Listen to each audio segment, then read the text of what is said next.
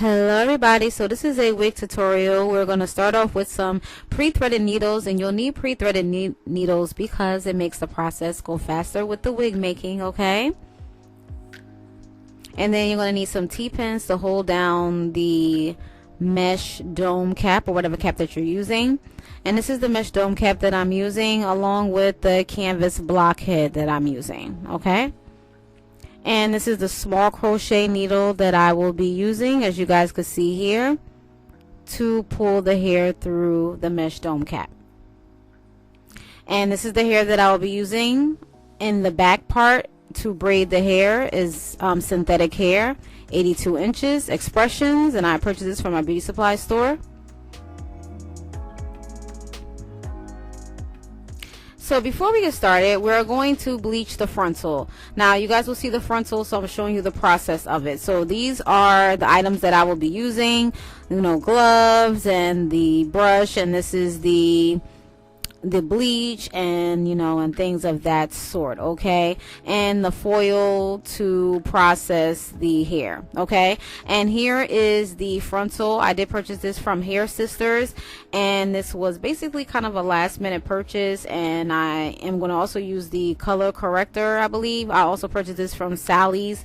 The Salon care bleach from Sally's, the gloves are from Sally's, the bowl is from Sally's, the mixing bowl, and the brush is from Sally's, okay.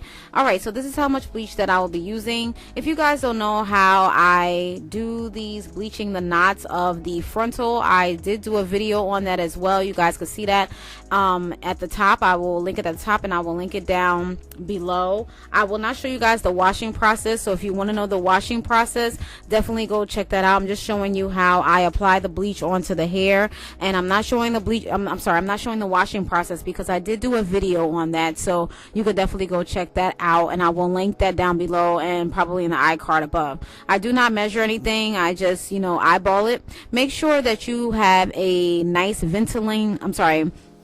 a nice area that is well ventilated, and because this can be very strong, so make sure you want to wear a mask if your nose cannot handle it, or make sure that you have windows open because this is very strong, okay. The more you use, the more it's going to be strong. I use a 30 developer. I could have used 40, but I didn't want it to process as fast, and I didn't want to process to go through onto the hair strands, because that can happen and you can over process. So in order to be on the safe side, use a 30 developer. It's going to take longer, but it is safer, especially if you are new to this.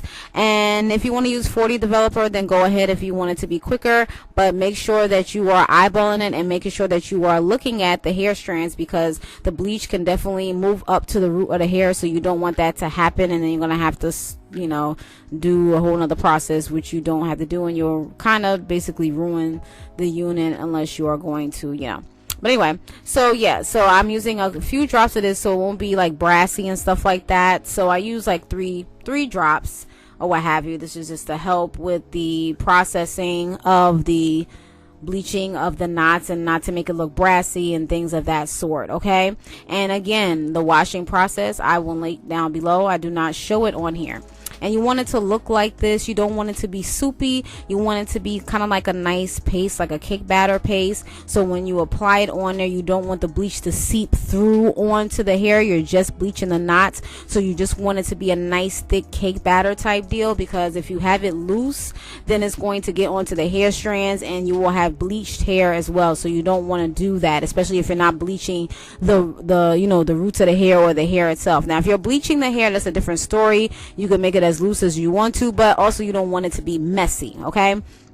So as you guys can see here, I have some clips on the back of the hair because I'm basically holding the hair down, because I don't want any hair getting bleached, okay, because any hair could get bleached. So you want to make sure that none of the hair is getting bleached. You're just bleaching the knots. You're solely bleaching the knots, and that's what I'm doing here. So this is just self-explanatory. I'm just placing it on there and things of that sort. And after this, I'm going to move on to the braiding part. And the washing process I did not show, but you guys can see that washing process of another unit in the description bar below, okay. So definitely check that out if you're interested in the washing process.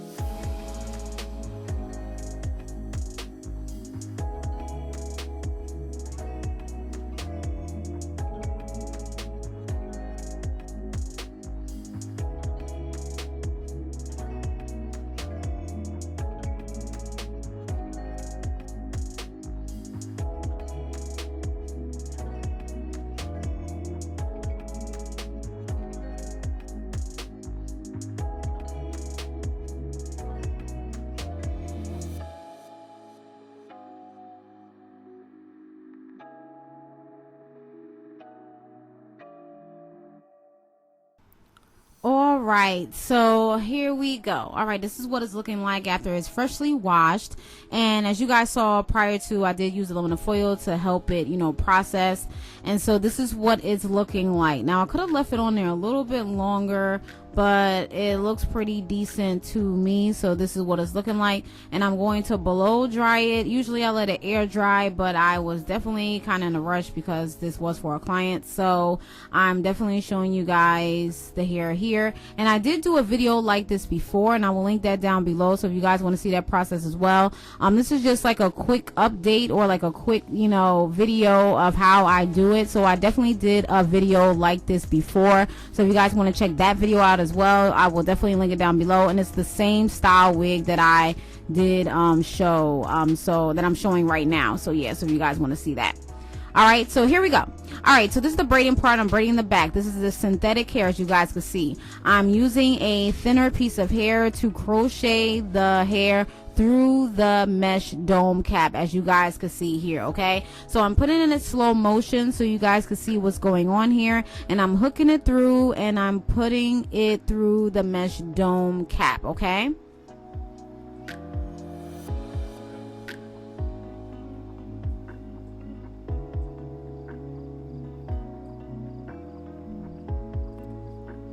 all right, so now I'm pulling the hair through,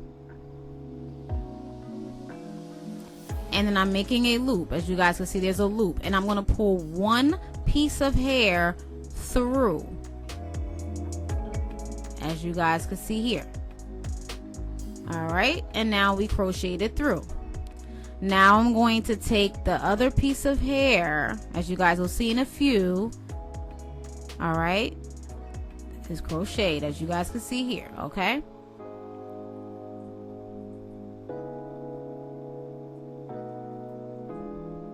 now I'm going to take another piece of hair, and this is where I tie this into a knot to secure the piece of hair here. Okay, as you guys can see, and I'm tying it multiple times. You could probably tie it once if you like, but just to secure it so it don't slide. It does slide a little bit, but once you braid it, it's definitely secured.